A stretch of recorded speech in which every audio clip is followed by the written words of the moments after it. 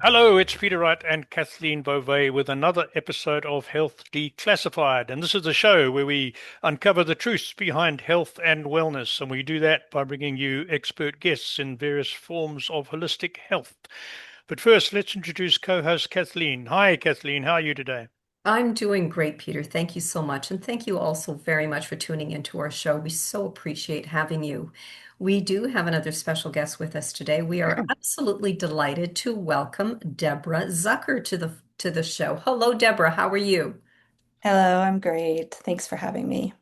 Now, Deborah is a naturopathic physician. She's a mental health counselor, a health coach, an award-winning author, and founder of Vital Medicine. Today, she is here to chat with us about finding your purpose and also about her Vitality Map, which is an award-winning, in-depth, holistic guide to building a strong foundation for long-term vitality and well-being. So let's just dive right in, Deborah. First, what are some of the factors that are causing people to feel stuck in a rut of life without a sense of purpose?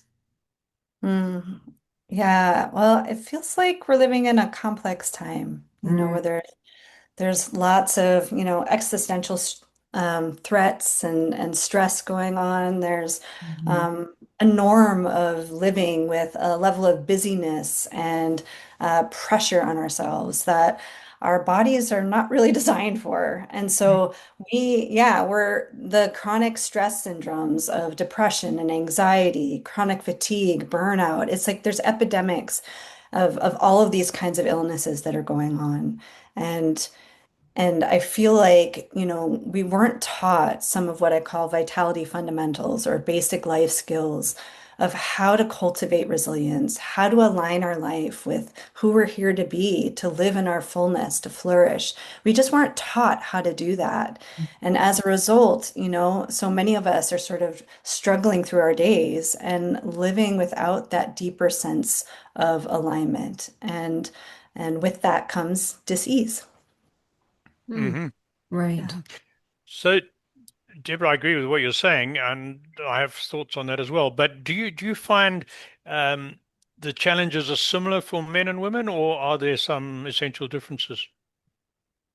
My audience tends to be more women, so I feel Okay. like, yeah, that's sort of my zone of awareness and also personal experience, obviously. But um, I don't know. I mean, I feel like it's hard to make generalizations, but I think there is a complexity for women in terms of the pressures of needing to be everything, needing Hmm. to be the super mom, needing to be working, needing to be, showing up in service and giving, giving, giving. And I think some of that, there's just been these norms that have been perpetuated that can be different pressures for men and women Sure, in that sure. way. And I think they're taking their toll.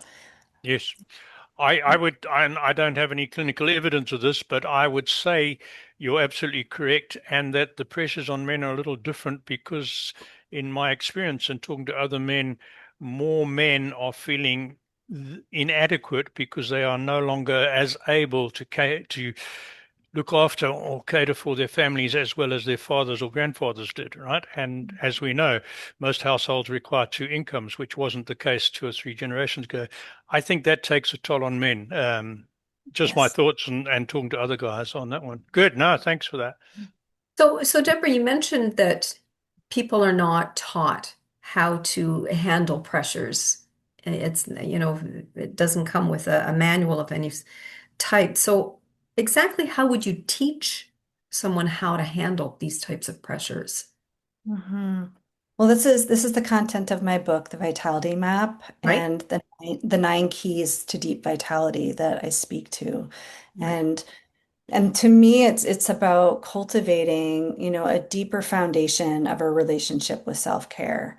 Like first and foremost, coming from a place of really being in conscious contact with our mortality and not taking our life for granted and really living each day from an orientation of the honor and reverence for being alive and rooting our self-care there. That to me sort of shifts us out of self-care becoming that big long to-do list and the burden and the sense of, am I doing it right or not? And the shame and the self-judgment that can be all wrapped up in it. But if we sort of disentangle from all of that and just come back to the essential reality of, wow, like I'm alive and I'm the only life, the only me there will ever be, and sort of be rooted in that awareness, our guiding of our life and our vitality comes from a very different place. Right, And right. Well, you did yeah. mention about the 9 keys to deep vitality, which is in your book, and I don't want to give it all away, but can you give us um, give us a little bit of information on what those 9 keys to deep vitality are? Yes, I could just quickly name them, and then if there's Sure. time to go into some of them. So I Mhm. was just starting to go into the first one a little bit, which is honoring your unique life. So that's key number one. Key number two is facing and embracing your shadows. Key number three is strengthening your self-awareness muscles. Can you just go back to number 2? What do you mean by shadows? What is?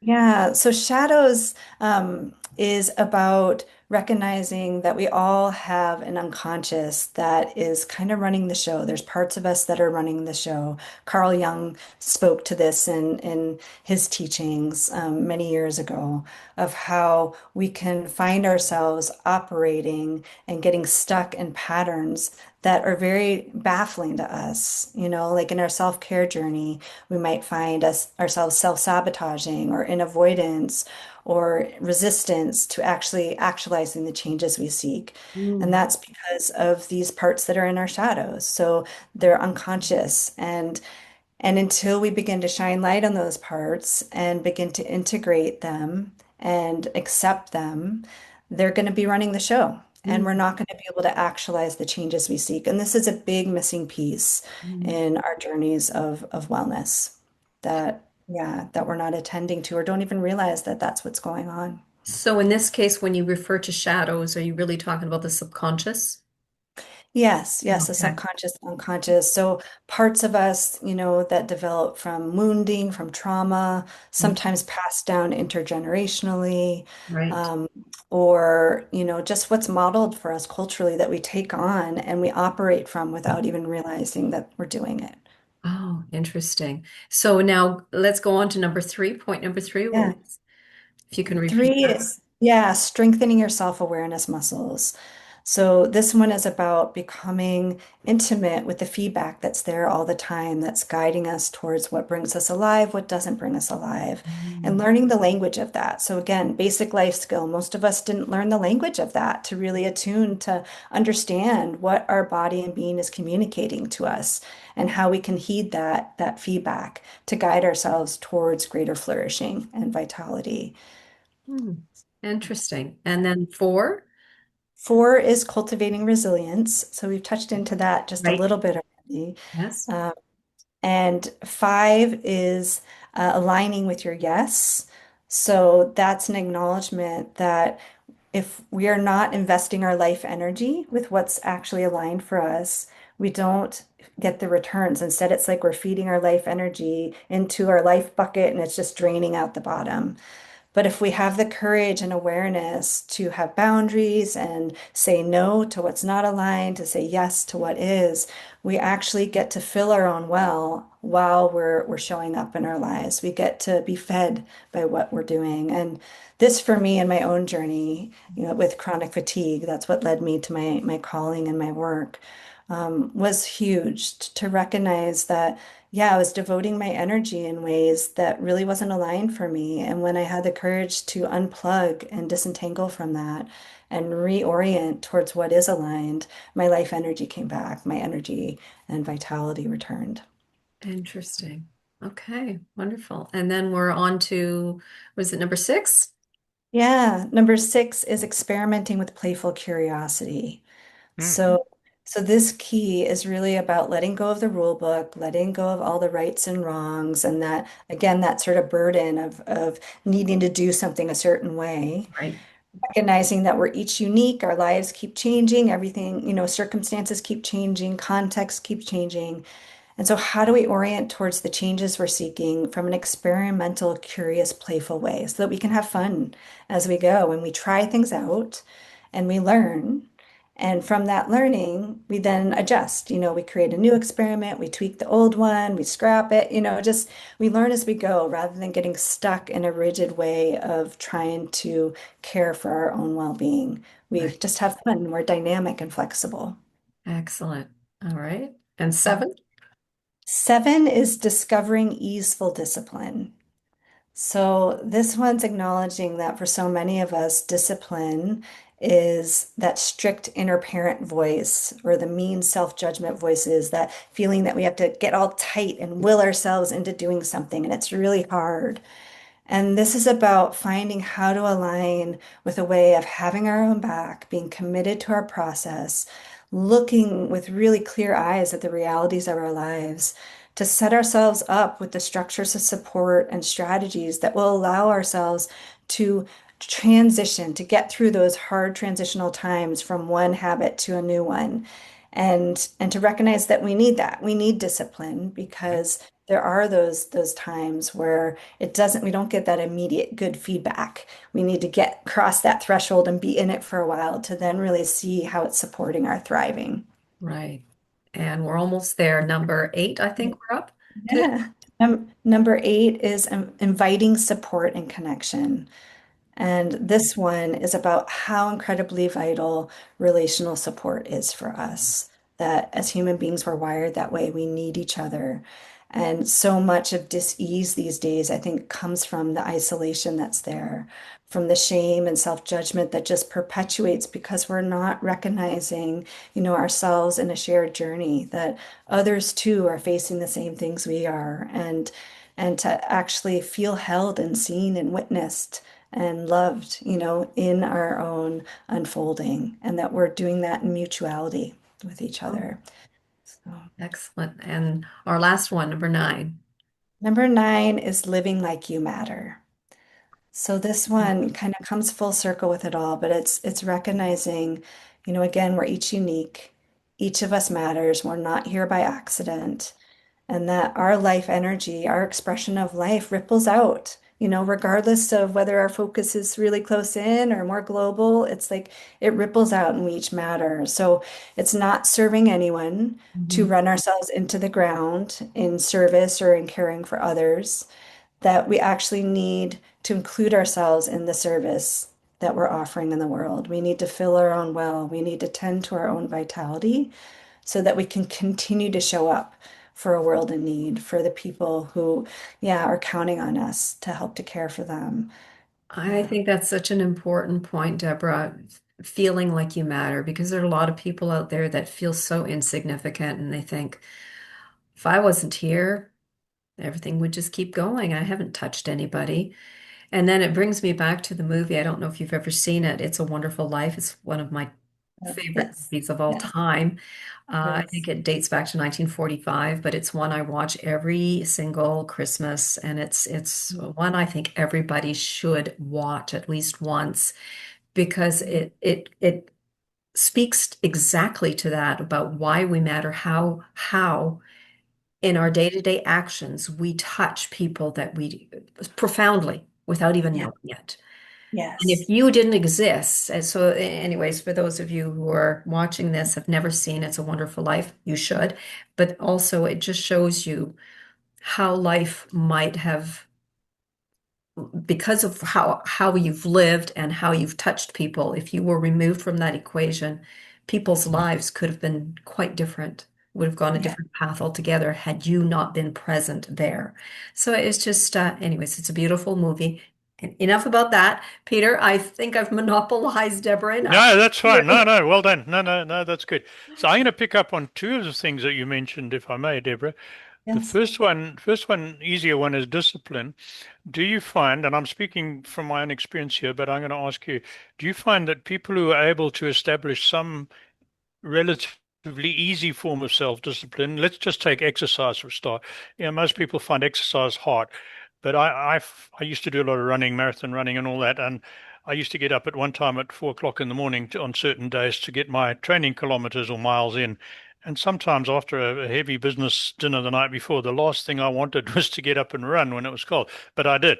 But I found that establishing that discipline for my running, and now it's walking, not running, helped me cultivate the discipline to get through other drudgery and stuff that I didn't really want to do, be it business, personal, organizer, whatever.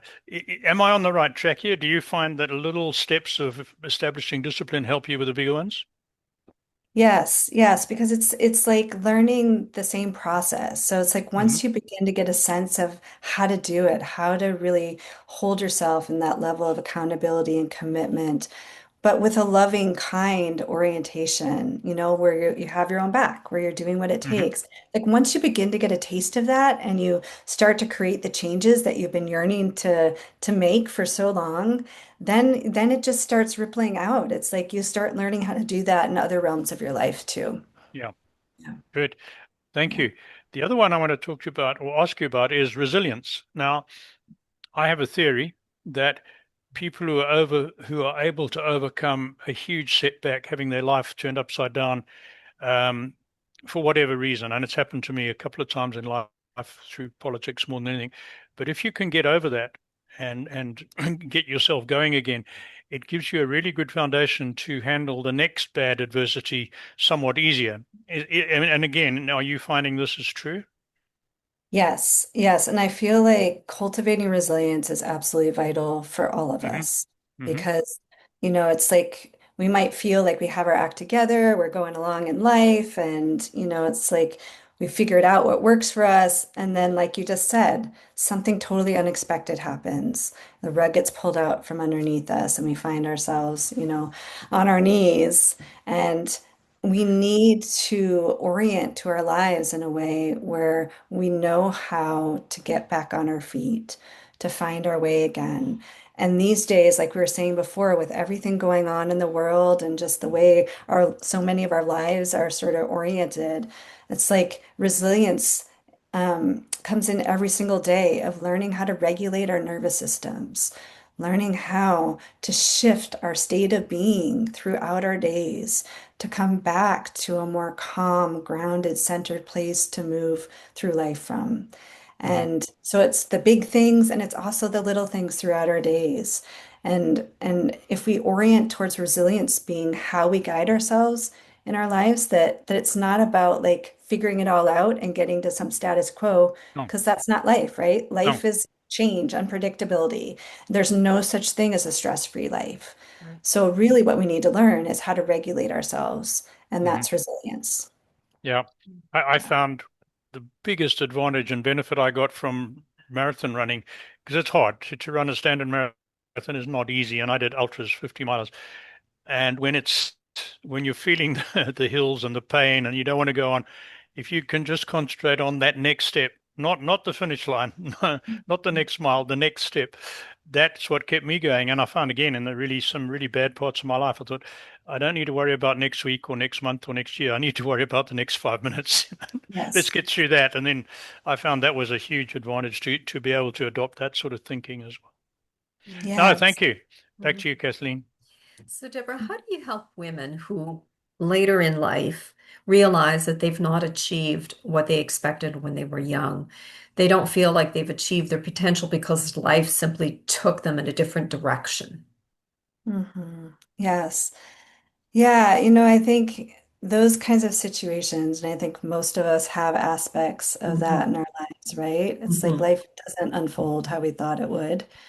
There's a process of both grieving, the past and integrating what wasn't was, that unlived life or that idealized life, to grieve that and be with that.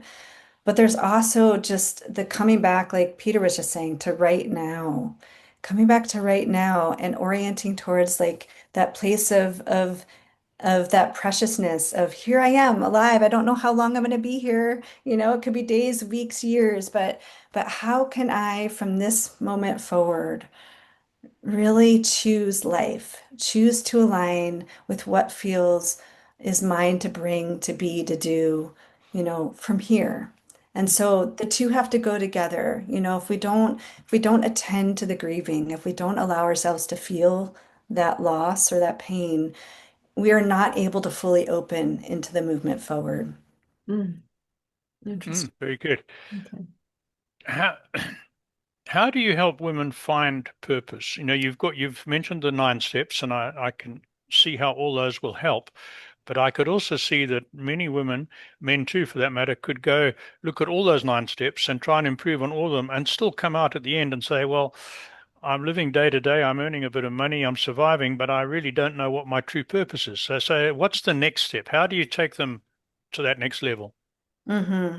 That's where getting some outside support can be really Okay. helpful, right? Because we can only see as much as we can see about ourselves, but Yes. having the reflection and being in relationship and process with someone else or a group can really help us to claim, those little quiet voices inside that, have know what we've been yearning to do or be, to say those out loud, to be witnessed in them, to support that sense of reflection around, yes, this is aligned for me. And Okay. or this has been in the shadows and hasn't been integrated. Like, so that's the first thing I would say is get some support. Hmm. Hmm. Find a practitioner who's resonant for you, find a dear friend who you can process with, find a group, that you can engage with. Um, and the other thing is, it's not for someone else to tell you who you're here to be or what your Hmm. purpose is. And I don't actually, some people I think identify with one purpose, but I don't think that's true for most of us. But I do think there is that sense of congruence, that sense of alignment when we feel like, oh, this is me. This is feels an integrity. I feel so enlivened when I'm engaging in this or with Hmm. these people or, just to keep, and this gets to, really building that confidence and skillfulness with the different keys. Like if we keep increasing our sense of self-awareness, that's key number 3, and we keep experimenting, if we keep tuning into what's aligned or what might need to be pruned from our lives that doesn't belong, we keep opening up more space for what is aligned, for who we're here to be, to show up. And it does take courage and vulnerability to really claim that, because I do believe most of us have a sense of it.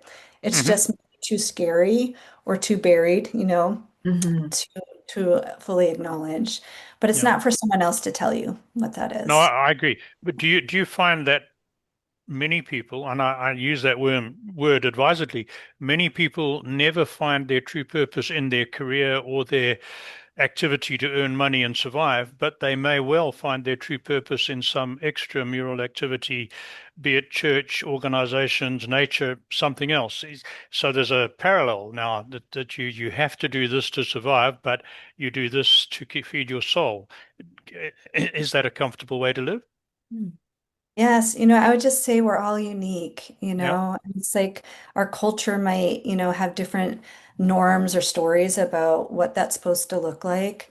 But it's like this is our life as a whole. And for some Hmm. of us, yeah, like our vocation, the way we earn money, there's so much of a sense of primary purpose there. And for others, it's not. It's a No. means to support ourselves, and other realms of our life are really where we feel that sense of shining and yeah, just clear flourishing. And yeah, so again, to just take the lid off, let go of the stories or what other people have told you about who you're here to be or what's supposed to be important to you, and just really listen inside to what's aligned for you. Yeah, Great. Sorry, Kathleen, can I get another quick question in Absolutely. before you Go hand ahead. back to you? Sure. So, Deborah, do you find similar patterns between women of different income levels and different cultures? yeah. Well, I'll give a caveat that, I don't work with, I don't have a huge span of different cultures. Most Oh, sure. most most of the women who work with me are North American. And, I've had occasional people in other parts of the world, but I don't feel like I'm able to, make a generalization, across cultures that way. Um, and at the same time, just my sense is like there are some things that are innately human that Mm. show up differently in different cultures, but Hmm. that, like what we were speaking to before of, we're relational creatures, we need each other.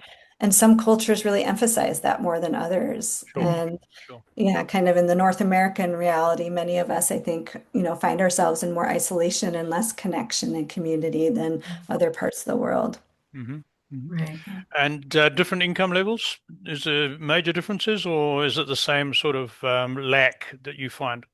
Yeah, that I haven't seen to be a huge difference. What I will say is sometimes there's, more immediate needs, Sure. more basic life needs that are more front and center depending on Yeah. income level.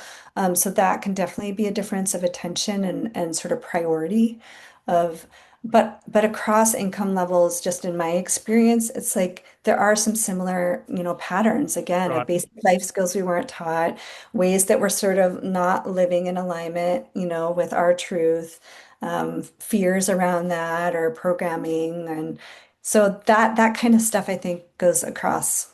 The Um, board.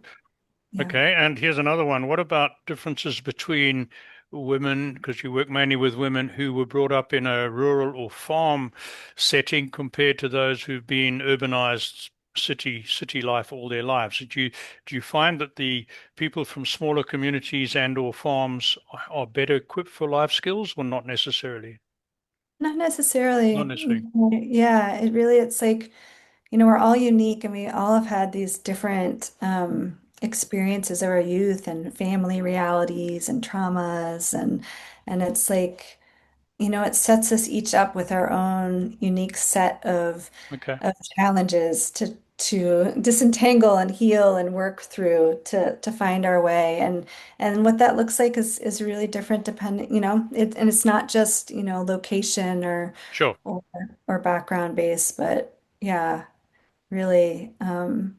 Yeah, it just varies a lot. And I think, I guess I just want to emphasize that because I think we can sometimes get stuck in the story around like, Mhm. because I had this background or because, it's like that it can limit us. But if we just recognize we all have our stuff, we all have our baggage, our things to heal, and it's just our own unique journey to find our Okay. way. No, thank you, Kathleen. Back to you. Well, Yeah. my next question was to have you talk about your book, but I feel like you've already done that about the 9 keys of vitality. But is there anything else you'd like to tell us about your book? And would you happen to have a copy there that you can hold up for those that Oh, yeah. this is a video? Um, yes. Here, just a sec. Um, And how do people get your book? Yes. So this is my book, The Vitality Map. Oops. Ah, Okay, okay. the vitality map. I'm Yeah. holding in front of the camera.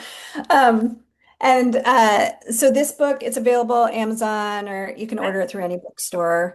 I also have a companion book that's coming out that actually should be out before this episode airs, called The Vitality Journal that has the same 9 keys, but it's just you can write right in it with prompts and practices and inquiries to Okay. help you engage directly with your own process with the 9 keys. Right. So yeah, and I think well, we've already touched into the 9 keys, so I don't know if there's that much more I need to say about the No. book other than, I just it was, yeah, sort of a deep calling of mine to offer this to the world, to really have an accessible way for people to learn these skills and kind of reorient towards their lives in this deeper way to connect with, yeah, what really brings them alive and who they're here to be, and how to feel more confident and skillful in guiding themselves to really feel like they're the author of their own lives. Oh, Hmm. well, Excellent. Good. Well, there we are, and will be details of how you can get the book in the description of whichever platform you are watching or listening to this episode on. Deborah, what's one tip you could give members of our audience who are watching or listening to this episode today that are feeling stuck in their lives? One simple thing they could start doing today to help them on the road and start on your vitality map. What's the first step they could do? Hmm. The first thing that showed up for me with that question, that I think is such good medicine for all of us these days is to slow down, mm, to, yeah, just mhm. have the, again, courage to Yeah. unplug, to turn the dial down, to give some space in your days. And for everyone, that might look like 10 minutes or it might look like, taking a break for a couple hours, but slow down and allow yourself to really feel yourself, tune into the nature around you, let yourself just unplug from the busyness and Mhm. what can sometimes feel like the craziness of the world. And from there, it's like then you have more access to your inner wisdom and to a sense of what is aligned, what the next step will be. Oh, very good advice. Excellent. And Thank you for that. Very good. Deborah, how do people contact you? Yeah, well, I'm at Vital Medicine. My website's vitalmedicine.com. Okay. And actually, I have a special page for podcast listeners, vitalmedicine.com/podcast, where I offer a free download of a guide to the 9 keys to deep vitality and some discounts on my services and yeah, some other information about my books and things. So Wonderful. yeah, welcome you Great. there. All right. Excellent. Thank Final you. words, Peter? No, just again to remind our audience, that link that Deborah's just mentioned with that offer for podcast listeners will be in the description and in our newsletter, and it'll be on our website in our blog post. So thank you for that, Deborah. Thanks for a most enjoyable episode. I've certainly learned a lot, although I'm a mere male in the company of wise females. I learned some things, so I appreciate that. Thank you. Well, Deborah, thank you so much. It was really enlightening, and it was wonderful to have you on the show today. Thank you. And thank you once again for tuning into our show. And until next time, take care, everyone.